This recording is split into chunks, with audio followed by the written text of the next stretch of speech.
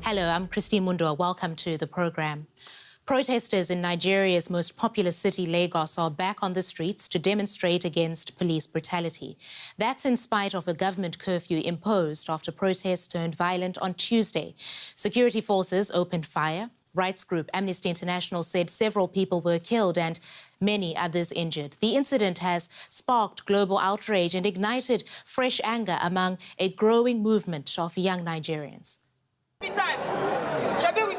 They came out in defiance of a curfew, and after dusk, the trouble started. Men in green uniforms were seen setting up barriers surrounding the area, and eyewitnesses saw CCTV cameras and street lighting being disabled. Then, suddenly, gunshots.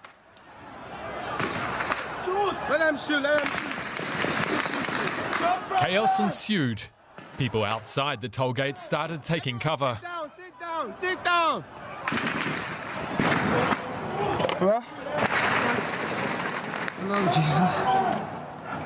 A DW News crew who were on the scene were forced to take shelter next to their vehicle.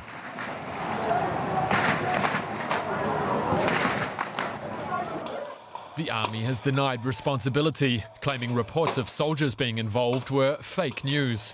But footage of the shooting quickly made its way onto social media. Please tell people, people are having to run, they're shooting at them at the Lekki toll gate. The day after the shooting, and Nigeria is in shock.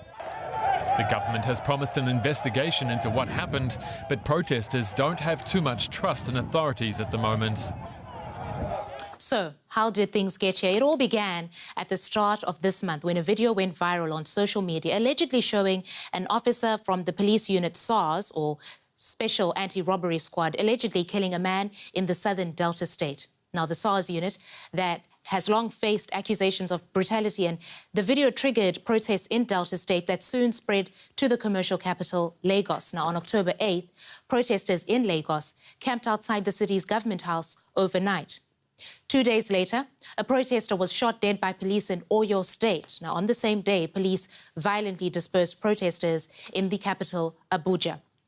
By now, Nigerians were protesting all over the country under the rallying cry, "End SARS."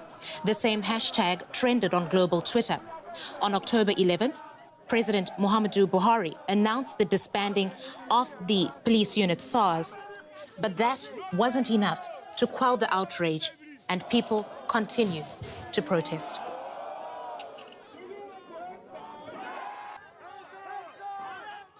Let's go over to DW's West Africa correspondent, Fred Muvunyu. He is in Lagos. Hi, Fred. These protests began over police brutality, but it's about more than that now, isn't it? Yeah, you're right, Christina. The protests, as you mentioned, they started when protesters were demanding the state to disband this police unit, and the government did just that. And then they went ahead to demand the reform of the police, the whole police in general. And the government promised that they are going to look into this.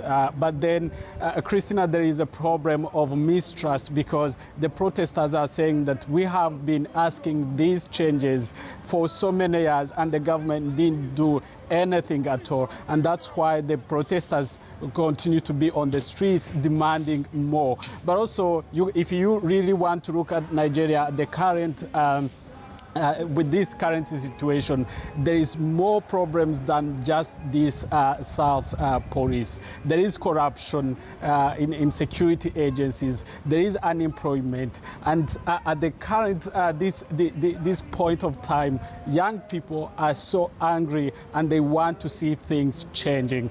Right. So, Fred, what have you heard from the protesters? Are they going to continue demonstrating? We know some were out today. Christina, this is unlikely. I mean, forget about what the incidents that happened last night where security forces opened fire against protesters and several people injured, and there are reports that actually others have been killed. they are not willing to stand down. There have been a couple of protests in the mainland of Lagos, where protesters, they have been running battles between the security forces and protesters, and this is happening at the time the government has imposed the curfew. So they are not willing to stop protesting until the government meets their demand. Okay, and very quickly, Fred, have we heard any reaction from regional bodies, ECOWAS, the AU, on the developments? That's a good question. There have been nothing completely. We have heard from Amnesty International, we have heard from Human Rights Watch, we have heard from EU commenting on these issues in Nigeria. We have even had the reaction from the UN Secretary General, but we haven't had anything from AU, from ECOWAS. And some people have been on Twitter actually mocking the president of Ghana, who is the current chair of ECOWAS, saying that during the protests after the killing of George Floyd, the Ghanaian president was one of the people that went out there to condemn the killing of George Floyd and also to claim the Black Lives Matter. But up to this moment, there is nothing from African bodies condemning what is happening in Nigeria. Okay, that's Fred Muvunyi in Lagos. Thank you, Fred. And for even more on this story, I'm joined by L. Nathan John. He is a Nigerian author. Welcome to DW News Africa. L. Nathan, what do you make of what we've been witnessing in your country over the last few weeks? Thank you. Over the last few weeks, we've seen a trust deficit devolve into an open confrontation with Nigerian security forces, enabled by the prominence of Lagos as the epicenter of this latest unleashing of violence by the Nigerian military. Unfortunately, this is straight out of the playbook of the Nigerian security forces. We know that this is a pattern. In 1999, they opened fire on dozens of people in Odi, Bayelsa. They did the same in Zaki Biam, Benue.